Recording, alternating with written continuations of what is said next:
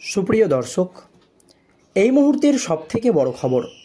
দর্শক, এবার তৃণমূলের বিরুদ্ধেই মুখ খুলেই বিস্ফোরক দেবাংশু ভট্টাচার্য, যা নিয়ে রাজ্য রাজনীতিতে আবারও নতুন করে তৈরি হলো জোর জল্পনা। এক কথায় 2026-এর বিধানসভা নির্বাচনের আগে আবারও তৃণমূলের গোষ্ঠীদ্বন্দ্ব প্রকাশ্যে চলে এলো। দর্শক, আপনারা জানেন মুখ্যমন্ত্রী মমতা ব্যানার্জি কিছুদিন আগেই লন্ডন সফরে গিয়েছিল। আর মুখ্যমন্ত্রী মমতা ব্যানার্জির লন্ডন সফরকে কেন্দ্র করে প্রথম থেকেই একাধিক বিতর্ক তৈরি হয়েছিল।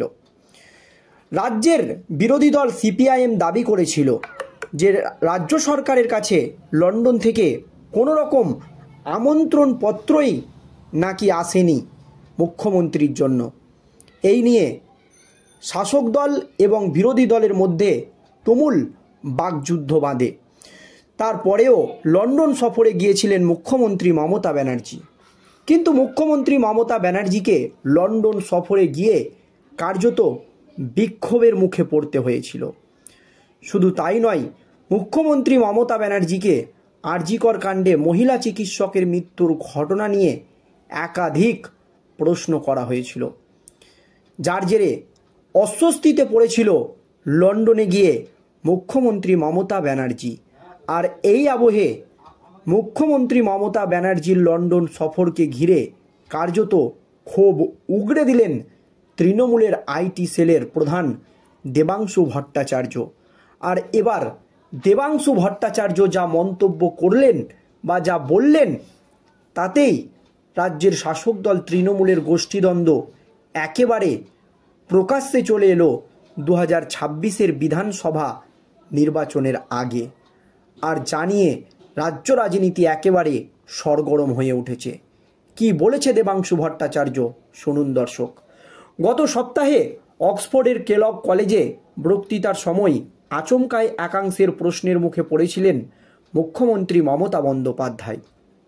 পরে জানা যায় সিপিএমের ছাত্র সংগঠন এসএফআইয়ের তরফে মুখ্যমন্ত্রীকে হেনস্থা করার চেষ্টা হয়েছিল। এই নিয়ে সোশ্যাল মাধ্যমে অভিযোগ পাল্টা অভিযোগ চলতেই থাকে। এবার এ বিষয়ে দলের জনপ্রতিনিধি কর্মকর্তাদের দিকেই বড় প্রশ্ন ছুড়ে দিলেন তৃণমূলের রাজ্য আইটি সেলের ইনচার্জ দেবাংশু ভট্টাচার্য, যা নিয়ে রাজ্য রাজনীতি একেবারে সরগরম হয়ে উঠেছে। এর আগে এই বিষয়ে সরব হয়েছেন দলের প্রবীণ সাংসদ আইনজীবী কল্যাণ বন্দ্যোপাধ্যায়। কল্যাণের নিশানায় অবশ্যই ছিল দলের ছাত্র সংগঠন টিএমসিপি। কল্যাণের কথায়, ওদের আচরণে আমি খুশি নই। দিদি কখন বলবে, বক্সি সুব্রত বক্সি কখন বলবে তখন মুভমেন্ট করবে, তা না হলে চুপ করে বসে থাকবে। আমরা যেভাবে আন্দোলনের মাধ্যমে বড় হয়েছি, আজকে আর সেটা দেখতে পাচ্ছি না। টিএমসিপির রাজ্য সভাপতি ত্রিনঙ্কুর ভট্টাচার্য অবশ্যই বলেন, আমরা সব কলেজে বিক্ষোভ দেখিয়েছি। কিন্তু দেবাংশু ভট্টাচার্য মুখ খুলেই একেবারে বিস্ফোরক দাবি করেছেন। দেবাংশু অবশ্য রাগঢাক না রেখেই দলের জনপ্রতিনিধি এবং সমস্ত হেভিওয়েট পদাধিকারীদের উদ্দেশ্যে ছুড়ে দিয়েছেন একাধিক প্রশ্ন। তৃণমূলের একেবারে হেভিওয়েট নেতাদেরকে ধুয়ে দিয়েছেন দেবাংশু ভট্টাচার্য।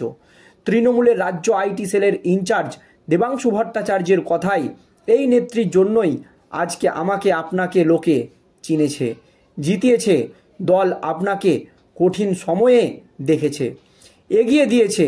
আপনারা কেন যুদ্ধের সময় চুপ থাকেন? আপনারা কেন লড়াইয়ের সময় পড়ে পড়ে ঘুমান? অসময়ে কোথায় হারিয়ে যান? এলাকায় একটা মিছিল বার করেন না কেন? সোশ্যাল মিডিয়ায় একটা পোস্ট করেন না কেন? এই রকম একাধিক প্রশ্ন তুলে দিয়েছে দেবাংশু ভট্টাচার্য।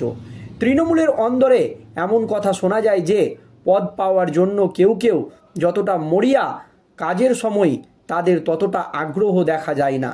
দেবাংশুর পোস্টে উঠে এসেছে সেই প্রসঙ্গ। লিখেছেন,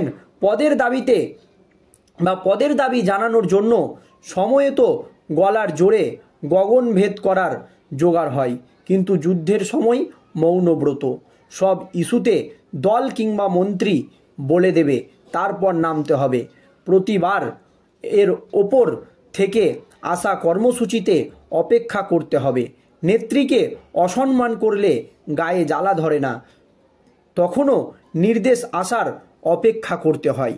কেন বেছে বেছে তারা কয়েকজনকে সব বিষয়ে প্রশ্ন তুলে বিরোধীদের গালিগালাজ খাবেন, তা নিয়েও নিজেদের ক্ষোভ সামনে এনেছেন তৃণমূলের তরুণ নেতা।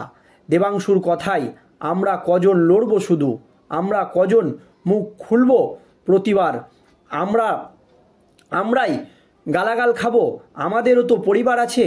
কিন্তু আপনারা গা বাঁচিয়ে যদি চলবেন, তবে পঞ্চায়েত, পৌরসভা, বিধানসভায়, লোকসভায় দাঁড়িয়েছেন কেন?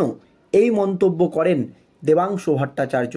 কটাক্ষের সুরে দেবাংশু ভট্টাচার্য এও লিখেছেন, আপনাদের কাছে অনুরোধ, ঢাল তলোয়ার না ধরুন, এবার থেকে অন্তত একটু মুখটা খোলা প্র্যাকটিস করুন।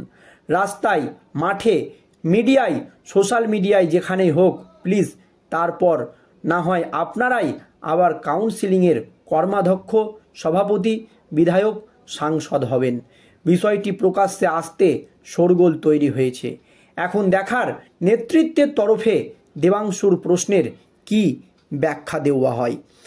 এক কথায় 2026-এর বিধানসভা নির্বাচনের আগে তৃণমূলের গোষ্ঠীদ্বন্দ্ব একেবারে প্রকাশ্যে চলে এলো, যা নিয়ে এখন রাজ্য রাজনীতিতে নতুন করে জোর জল্পনা তৈরি হয়েছে। কিন্তু স্বয়ং মুখ্যমন্ত্রী অপমান, কিন্তু প্রতিবাদে একটি শব্দও খরচ করছে না তৃণমূলের একাধিক হেভিওয়েট নেতারা, জনপ্রতিনিধি এবং পদাধিকারী।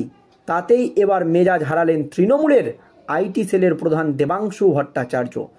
সরাসরি কারো নাম না নিলেও ওই সমস্ত নীরব তৃণমূল নেতাদের বিরুদ্ধে একরাশ ক্ষোভ উগড়ে দিলেন দেবাংশু।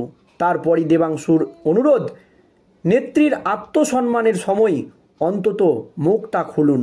তৃণমূল নেতার এই মন্তব্য শুনে পাল্টা কটাক্ষ করেছে সিপিএমের শতরূপ ঘোষও। সোশ্যাল মিডিয়ায় পোস্টে এদিন দেবাংশু দলের প্রতি কৃতজ্ঞতার কথা মনে করিয়ে দিয়ে অনুরোধ করেছেন, জনপ্রতিনিধি এবং পদাধিকারীদের কাছে অনুরোধ, দয়া করে নেত্রীর অসম্মানের সময় অন্তত মুখটা খুলুন।